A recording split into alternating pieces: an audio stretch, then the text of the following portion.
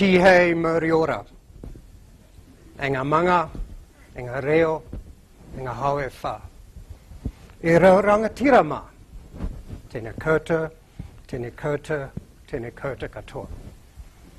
Speaking from an indigenous framework, it's appropriate for me to greet the first people of this land, to ask them permission to speak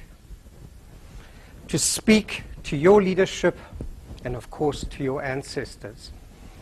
Welcome everyone, I'm Ingo Lambrecht. I'm a consultant clinical psychologist at Manawanui, which is a Maori mental health service in Auckland, New Zealand. It is government funded and it's where the paranormal is normal. So, let me give you just a bit of a cultural line of my own so that some of the slides will make sense. I'm German, but I also grew up in South Africa, studied there, and after my clinical program, I did a PhD, and I was a bit bored with psychology, and I told my professor, look, if it's not parapsychological, I'm just not really interested. She says, well, you know, Mandela has just at the moment become president. You might want to think about it. They are just a bit more open at the moment, so go for it, which I did. And I kind of looked at the Sangoma trance states that are the shamans of South Africa and gave a cartography of the specific trance states they enter, as well as induction technologies, etc.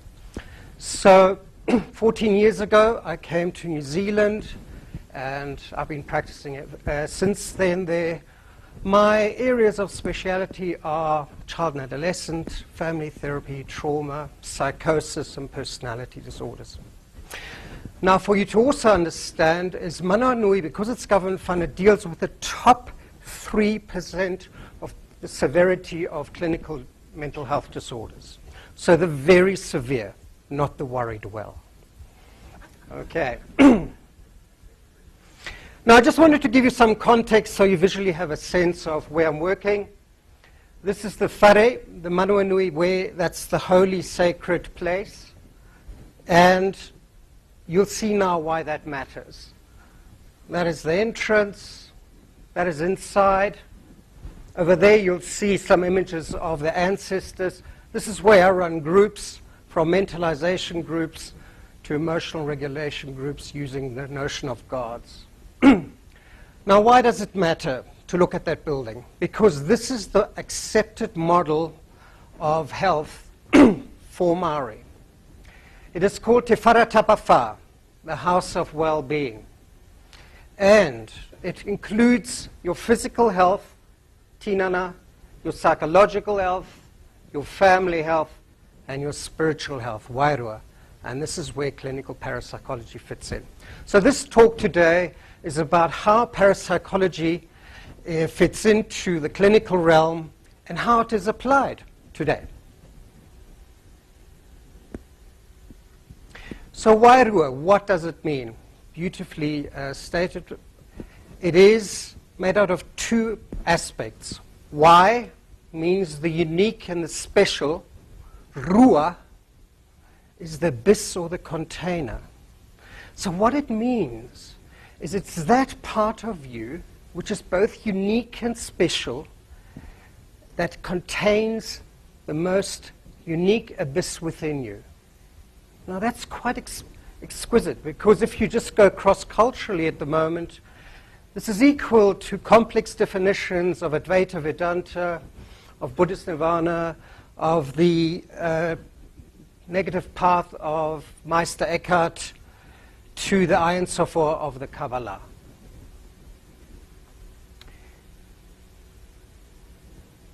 Different to maybe other traditions in the white services, which is often very psychiatrically based, very biologically based. Wairua, or the, if you wish, the parapsychological part, is not at the edge. So when Larry Dossey spoke about whether there is a soul, at Manawanui we go, no, wouldn't there be? You know, it is the center of our work rather than at the edge. And today what I want to talk to you a bit about are actually the overlap of distress and parapsychological features and psychic events. And how do we separate this out? Because in many cultures, this is an acceptable understanding that distress and parapsychological events come together. Not only, but that's one way it is expressed.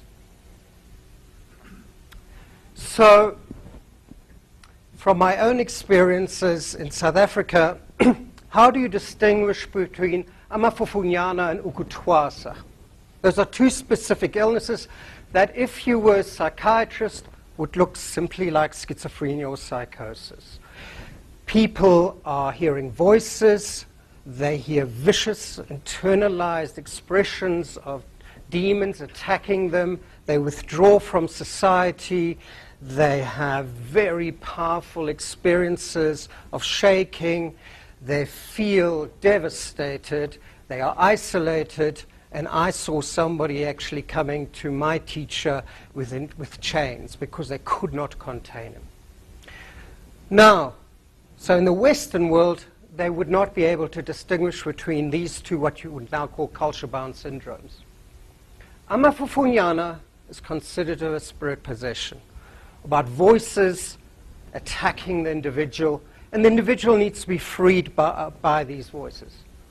Ukutwasa is, however, an initiation illness requiring shamanic training. And how do you separate the two? Not so easy. By the way, that foot is the foot of my teacher, bless his cotton socks or moist nylon socks. And this is one way that the shamans actually differentiate between ukutwaza and amafufunya, namely through divination. It's an interesting tool because it is considered that amafufunyana is truly, the voices would be alien to the person and not helpful. You could also say demonic. But ukutwasa, you are hounded by your own ancestors who want you to become a healer, and because we generally don't want to, grab you, shake you, and throw you into the healing path. And the training becomes your form of healing. Now, you sure have heard of the Lukov model. Lukov is somebody who's really interested in this area.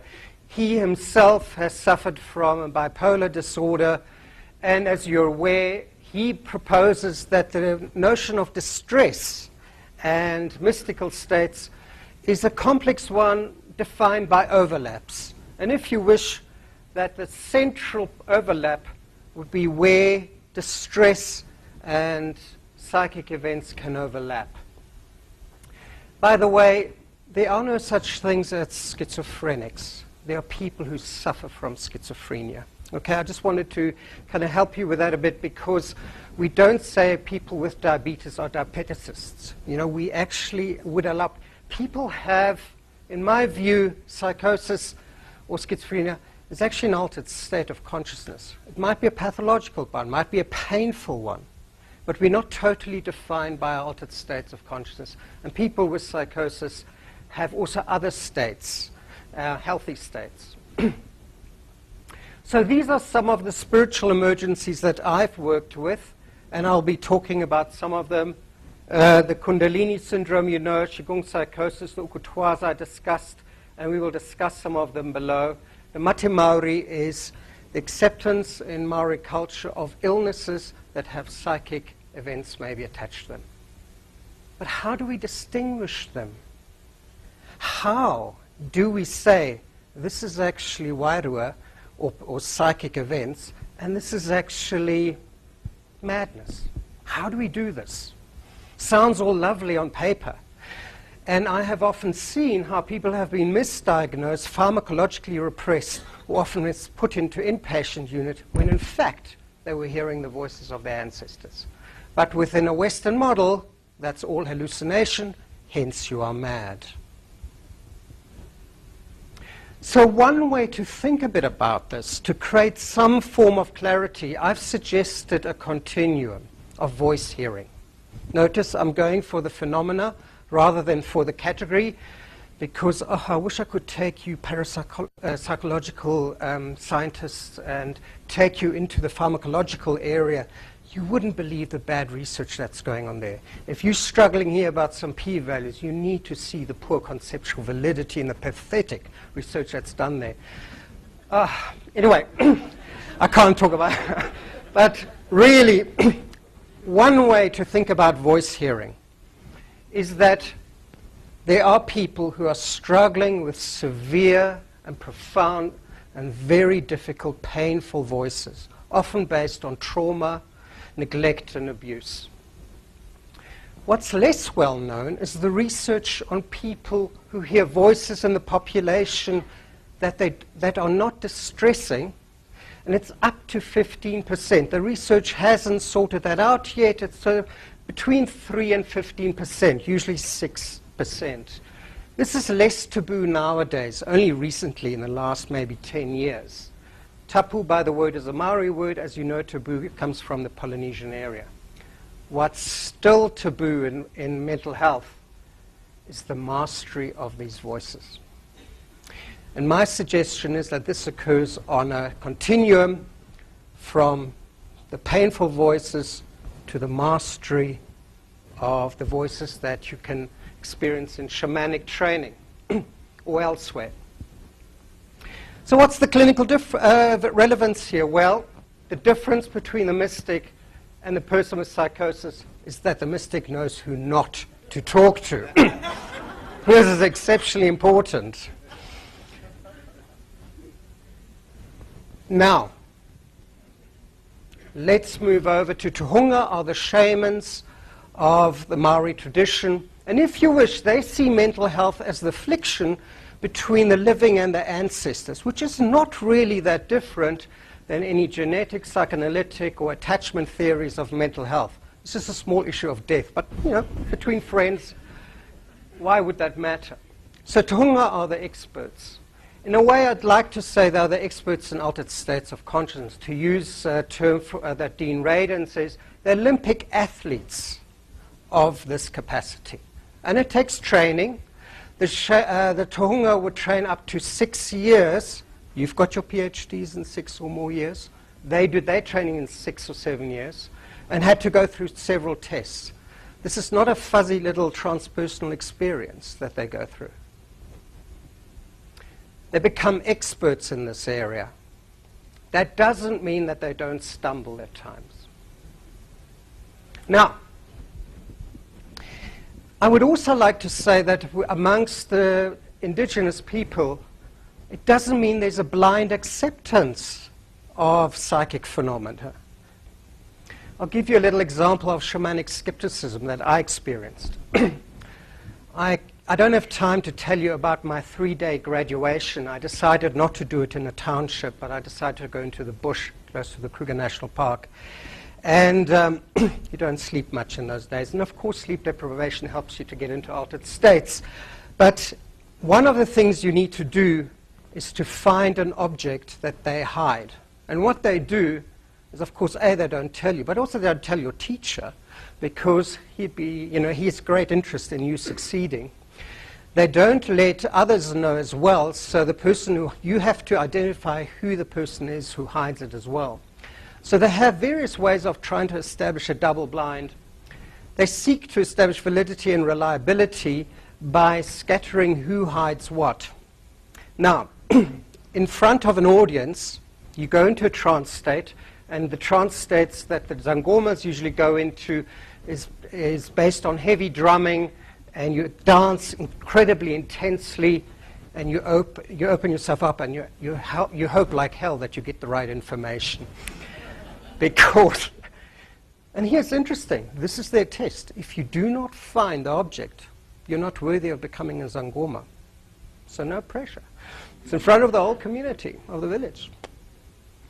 Well, I was fortunate enough to find it, and what I liked about the movie last night, my holy shit moment was when I found those beads that were hidden in a hut, in a calabash, at a door.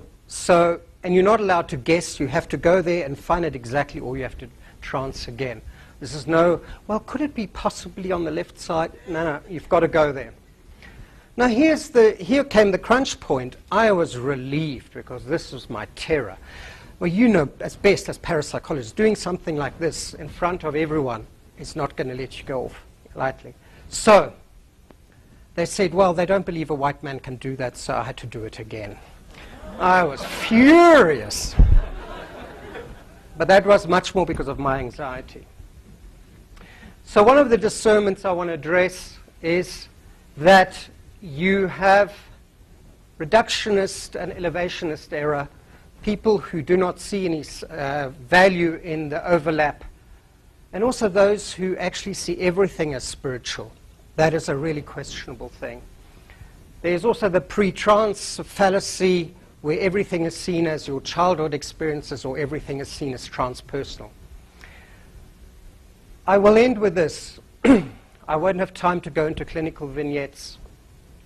Another way I'd like to present to you the overlap of parapsychological events and distress is that it's a dialectic. There are some who hold, and I've heard many of them, that their distress is spiritual. My voices are God. I can hear you hear my thoughts. The CIA is listening to my thoughts.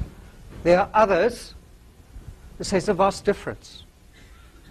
You know, that distress has nothing to do with any psychic capacity or spirituality. And I propose a kind of synthesis. Namely, there's a developmental stage in which distress and parapsychological events overlap. But through the process of training, you reach into mastered, altered states. And in that way, it is possible maybe to create a synthesis of these two positions. Here are some of the common clinical parapsychological stories. Just take your eyes over it. I haven't got time to go into it. And I'm going to skip some of this.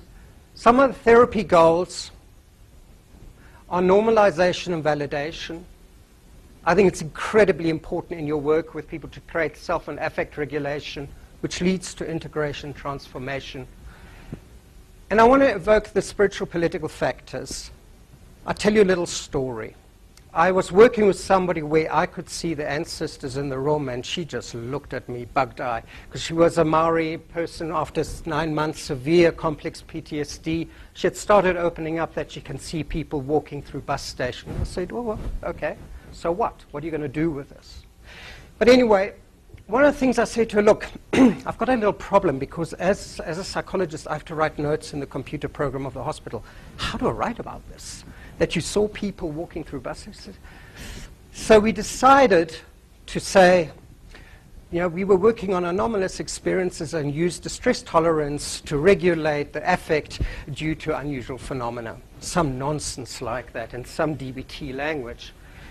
So I also advised her very strongly to be wise with whom she talks about this. Because if she talks to some white psychiatrists, not all, but some, she'll be medicated out of her mind.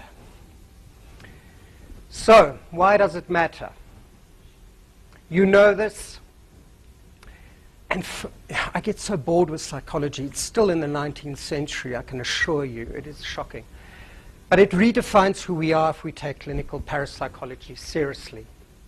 So, I'll end with a saying in Maori, "Kapu te rua, kahoi te rangitahi." I hope, as the old nets of psychology wither, that another one is remade with more space for parapsychology. Kia ora, thank you very much.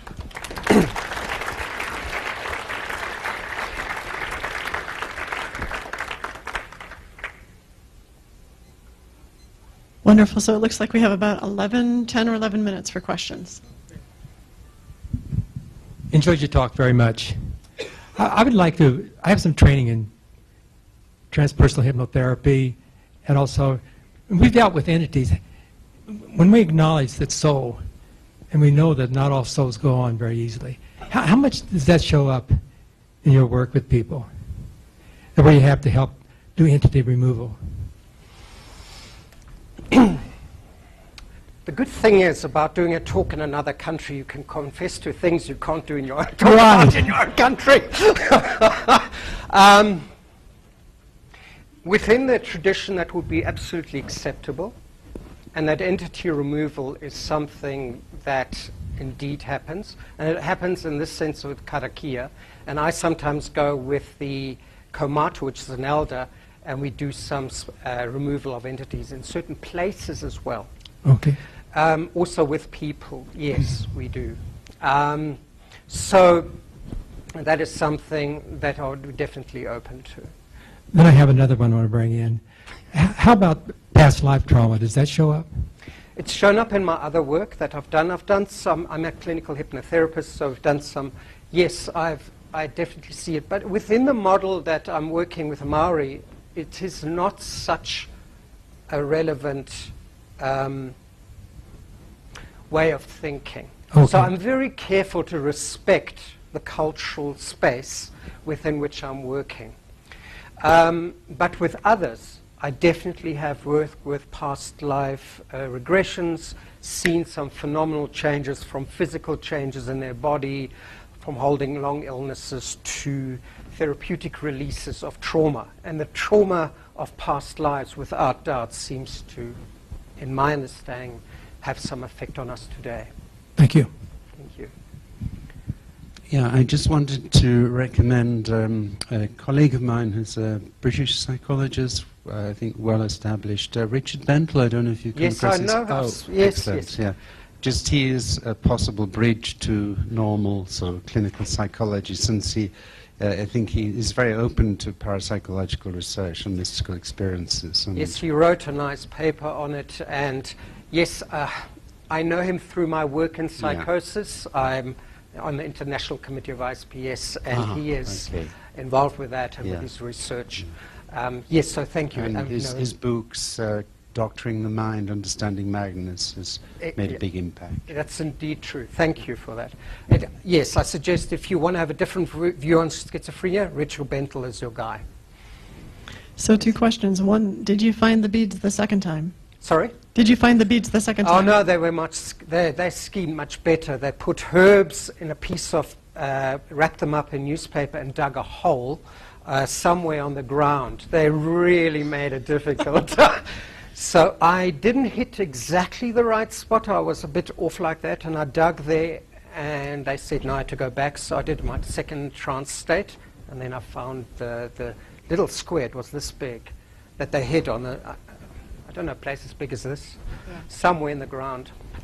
And the second question is, and I would totally understand if the answer is no, but here it is. Is there an experiment that you could think of that you would allow an external, Western experimenter to come and do in your environment? And if so, what's the best experiment that you feel is most exciting? Yes, I was worried that I don't have any p-values in my talk today, so I was greatly concerned whether this would fly. It's a good question, because I would struggle to say what experiment you would get, because it's similar to in work sometimes done in neuropsychology, that you only have one patient to work with. So if you prepare to think about a research design that only includes one person, then maybe yes. So I didn't present something here where somebody didn't have time, where 2 weeks ago I met somebody who came to me severely depressed. In Auckland they know that I'm a bit weird, so they send all these people they don't know what to do with. So she heard voices that told her brother was going to be in a car accident in Mission Bay. And it happened, and she wanted to know which of the voices are vicious and negative in her depression.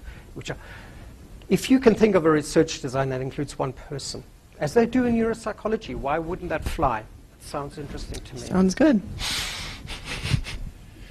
I'd like to recommend what I think is an excellent book on related topics. It's by someone named Waters, titled Crazy Like Us, which discusses how as part of the process of globalization and a sincere effort to help people, we're busily exporting Western psychiatric definitions and Western psychiatric treatments to all the rest of the world.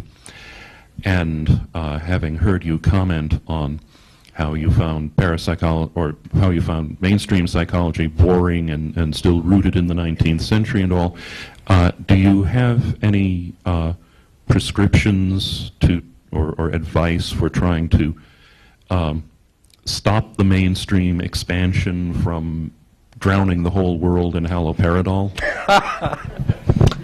Well, I can only tell you this, as I'm part of the International Committee on ISPS, with the psychological approaches to this. I do need to say something on mental health and indigenous people. You cannot think about the parapsychological and sacred without notions of colonization, intergenerational trauma, and the ruthless destruction of their people. How would you think your mental health would look like if you have generations of trauma running through you? We're now beginning to accept in the Holocaust that the generations following those that survived it are deeply affected by it. What's not accepted in psychology, the amount of poverty has an effect on mental health. And that is something we need to do. So thank you very much for that question, because it's very important to me.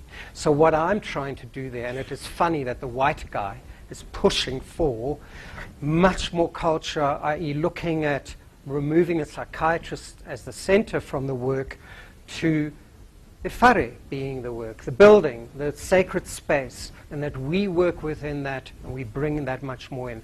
So, and yes, there are small efforts, even in this country. I'm very curious about how the indigenous people in this country, they have some interesting programs. That's what we need to push.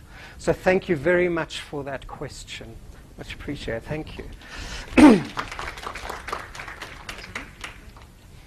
Hi, thank you. That was a wonderful talk. I'm just wondering, when someone is determined to be suffering from a demonic possession as opposed to initiation, what kind of protocols are used to deal with that, and what have you seen the effectiveness to be like? Again, it depends on which cultural framework you're in, and I think it's exceptionally important to respect that. The thing is to check out what the voices are, who the voices are. And that is done different ways in different cultures. Some healers can see, others use divination. If they are the ancestors pushing you hard, like I'm not an easy therapist, my clients are lucky to survive me, you know, so that's equally like the ancestors take you and push you into the pain. And it's the notion of struggling through the pain to seek transformation. The demonic possession is not the same. It requires freedom from it. So different frameworks will have different methods, and respecting that would be important to me. But amongst the South African sangomas and the tohungas, and it would be about then there are different techniques of doing it. So for example, is using the power of the sangoma to free him, to call in the ancestors of that person, to strengthen the person against the demons, to look at also their lifestyle, substance use, you know, eating habits, all of that actually happens. So my sangoma teacher would take people with psychosis into his home and have them live with him for 6-9 months. This is not so different what's happening in Sweden. There's something called the Family Foundation, which also takes people into the homes and makes a profound difference. Because wouldn't you feel different if you live in a family situation than just out on the streets, as happens a lot here I know in the US. So thank you for that. And can I just say thank you to Stanley Krippner, Stanley, I just want to say thank you for your writings. They've been really important for my PhD. You're very welcome. You put them to good use. Thank you. Thank you, Ingo.